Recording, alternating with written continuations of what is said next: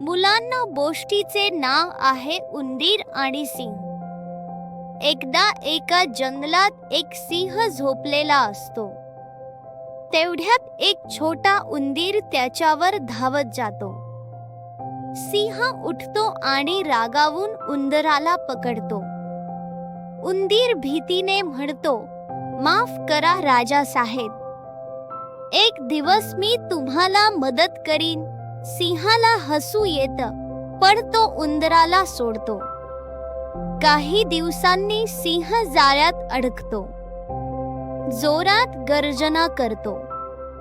तेव्हा उंदीर येतो आणि आपल्या छोट्या दातांनी जाळं चावून फाडतो.